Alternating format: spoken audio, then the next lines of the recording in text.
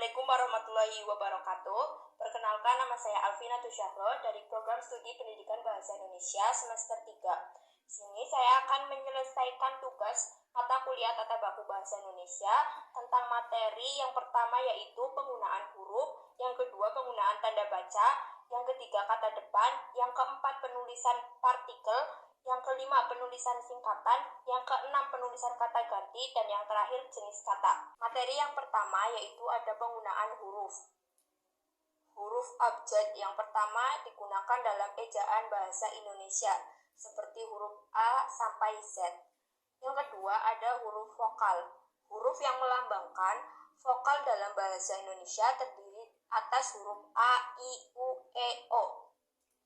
Yang ketiga ada huruf vokal. Huruf vokal itu dibagi menjadi beberapa, yaitu seperti monoftong.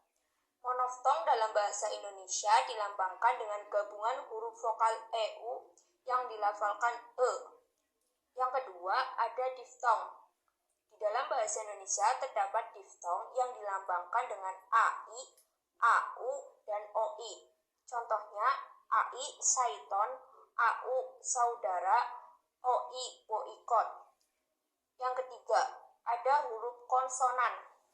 Di dalam bahasa Indonesia terdapat 4 gabungan huruf yang melambangkan konsonan, yaitu KH, ENG, ENG, dan SJ.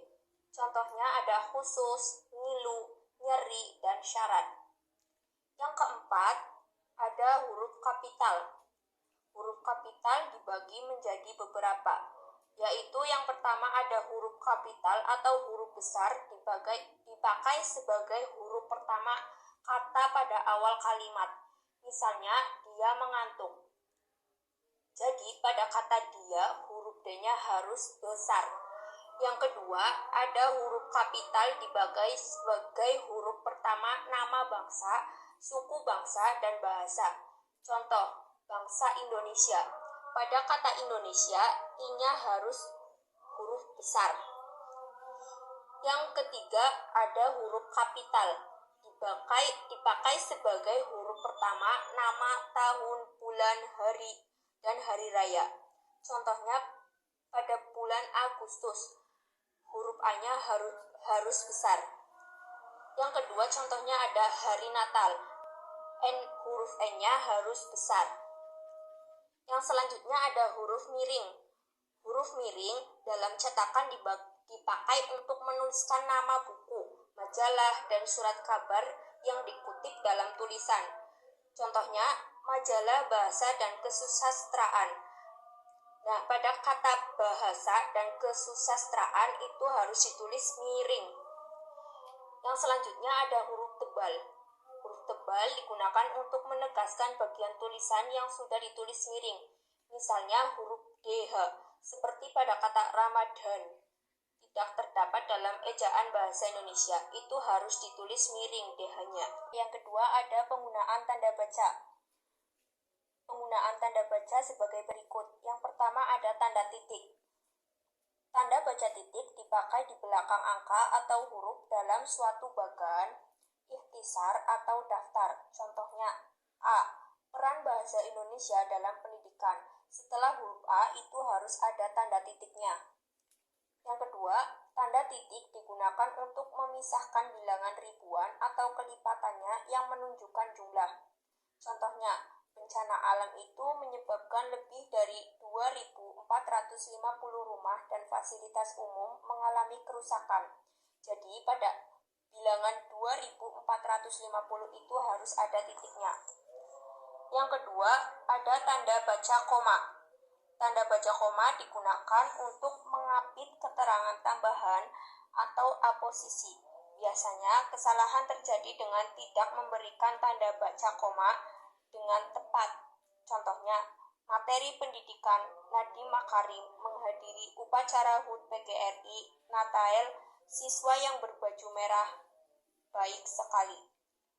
Pada kalimat Menteri Pendidikan setelahnya itu harus ada tanda koma, dan setelah kalimat Nadiem Makarim itu juga harus ada koma.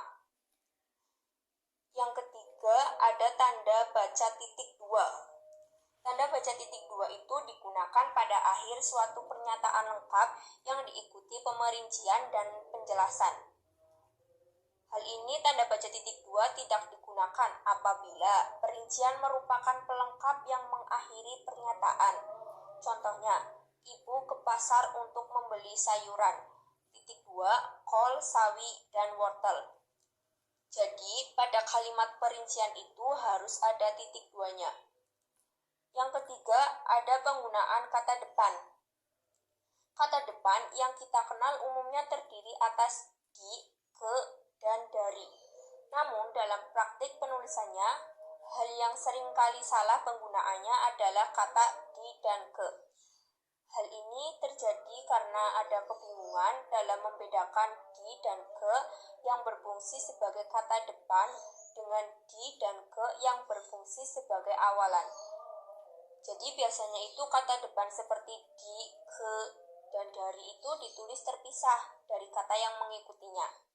Contohnya, mari kita berangkat ke kampus. Nah, itu tanda ke-nya harus terpisah. Yang kedua ada contoh, kalung itu terbuat dari perak. Darinya itu harus terpisah. Materi yang keempat ada penulisan partikel pun. Partikel dalam bahasa Indonesia terdiri atas kah, lah, pun, per, dan tah. Terdapat ketentuan dalam penulisan partikel dalam bahasa Indonesia, yaitu yang pertama ada partikel kah, lah, dan tah. Ditulis serangkai dengan kata yang mendahuluinya. Jadi di sisi lain partikel pun atau yang berarti juga dan per ditulis terpisah dari kata yang mendahuluinya. Kita perlu memperhatikan penggunaan partikel pun yang berfungsi juga dan partikel pun yang ditelah padu atau ditulis serangkai dengan kata yang mendahuluinya. Contohnya, saya pun bangga melihat anak-anak Indonesia yang semakin kreatif. Jadi pada kata pun itu harus ditulis terpisah. Yang kedua ada contohnya, meskipun sakit, ia tetap menyelesaikan tanggung jawabnya hingga selesai. Materi yang selanjutnya ada penulisan singkatan. Menurut PUEBI, ada beberapa cara dan panduan penulisan singkatan yang tepat. Hal ini digolongkan berdasarkan penulisan untuk nama orang lain, jabatan, nama organisasi, ditulis dengan huruf kapital dan diikuti tanda titik atau tidak. Ada beberapa penulisan singkatan. Yang pertama, singkatan ditulis menggunakan huruf kapital, diikuti dengan titik di setiap huruf singkatannya. Singkatan nama orang, gelar, sapaan, jabatan, atau pangkat ditulis menggunakan huruf kapital yang besar dan diikuti dengan tanda titik pada setiap unsur singkatan itu. Contohnya sebagai berikut. Ada A.H. Nasution. Jadi A setelah huruf A-nya itu harus ada tanda titik A titik H titik Nasution. Yang kedua ada Eskom, sarjana komunikasi. Setelah huruf S harus ada tanda titiknya. Yang kedua ada singkatan ditulis menggunakan huruf kapital tanpa disertai titik setelahnya. Singkatan yang terdiri dari huruf awal setiap kata, nama lembaga, pemerintah, dan ketatanegaraan, lembaga pendidikan, badan, atau organisasi, serta nama dokumen resmi ditulis dengan huruf kapital tanpa diikuti tanda titik. Misalnya, UGM, itu singkatan dari Universitas Gadjah Mada. Dan ada PBB, singkatan dari Perserikatan Bangsa-Bangsa. Yang selanjutnya ada singkatan ditulis menggunakan 3 huruf kecil dan diikuti tanda titik. Penulisan singkatan yang terdiri dari 3 huruf yang lebih harus diikuti dengan tanda titik di belakangnya. Misalnya DSB, itu harus diikuti dengan tanda titik yang artinya dan sebagainya. DLL juga harus diikuti dengan tanda titik yang artinya dan lain-lain. Yang selanjutnya ada penulisan kata ganti. Kata ganti atau pronominal adalah kata yang dipakai untuk mengacu kepada nominal lain dalam struktur kalimat. Ada 3 macam pronominal dalam bahasa Indonesia, yaitu pronominal persona, pronominal penunjuk, dan pronominal penanya. Yang pertama ada pronominal persona. Pronominal persona adalah pronomina yang menunjuk kata ganti orang. Kata ganti orang satu atau tunggal seperti saya, aku, hamba, daku, beta, dan lain sebagainya. Contohnya pada kata daku. Contohnya ada ajaklah daku jika kamu ingin pergi. Yang kedua ada pronominal penunjuk. Kata ganti penunjuk digunakan untuk menunjuk suatu benda, lokasi, atau tempat, entah itu berjarak jauh maupun jarak dekat. Seperti kata ini, itu, sana, sini, begini, begitu. Contohnya pada kata itu. Banyak orang mengatakan pohon itu angker. Yang ketiga ada pronominal penanya. Kata ganti tanya adalah satu dari sekian banyak jenis kata ganti yang berfungsi sebagai kata tanya atau penanya atau meminta informasi, biasanya berupa peristiwa atau kejadian, seperti kata apa, bagaimana, kapan, mengapa, siapa, dan di mana. Contohnya, pada kata siapa. Siapa yang telah mencuri ini tas milik Nia? Yang materi selanjutnya ada jenis kata. Yang pertama ada nomina atau kata benda. Nomina adalah nama dari semua benda dan segala sesuatu yang dibendakan. Dan menurut wujudnya dapat dibedakan menjadi A. Kata benda konkret. Kata benda konkret itu biasanya dari benda-benda yang dapat ditangkap oleh panca indera, misalnya rumah, batu, dan binatang. Yang kedua ada kata benda abstrak, yaitu nama-nama benda yang tidak dapat ditangkap oleh panca indera, misalnya keagungan, kehinaan, kebesaran, dan lain sebagainya. Yang kedua ada verba atau kata kerja, merupakan kata yang menyatakan suatu perbuatan atau tindakan, proses, gerak, keadaan, atau terjadinya sesuatu.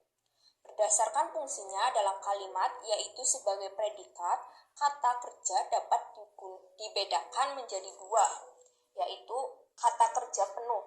Kata kerja penuh merupakan kata yang berlangsung dan berfungsi sebagai predikat tanpa bantuan kata-kata lain. Yang kedua ada kata kerja bantu, yaitu suatu kata yang memiliki fungsi khusus atau kata kerja yang utama. Yang selanjutnya ada adjektiva atau kata sifat. Kata-kata yang dapat diikuti dengan kata keterangan sekali serta dapat dibentuk menjadi kata ulang, berimbuhan, gabung, senya disebut kata sifat. Contohnya, indah sekali dan seindah-indahnya. Itu berasal dari kata indah. Yang kedua pada tingkat frase. Letak kata sifat adalah di belakang kata benda yang disifatinya. Misalnya, rumah besar, pemandangan indah, meja kecil. Dan secara umum itu, adjektiva adalah kata yang menyatakan sifat, keadaan, watak seseorang, binatang, atau benda. Dalam sebuah kalimat, adjektiva berfungsi sebagai penjelas subjek dan predikat objek. Demikian materi yang dapat saya sampaikan. Semoga apa yang dapat saya sampaikan bisa dipahami dan bisa dimengerti. Kurang lebihnya mohon maaf. Wassalamualaikum warahmatullahi wabarakatuh.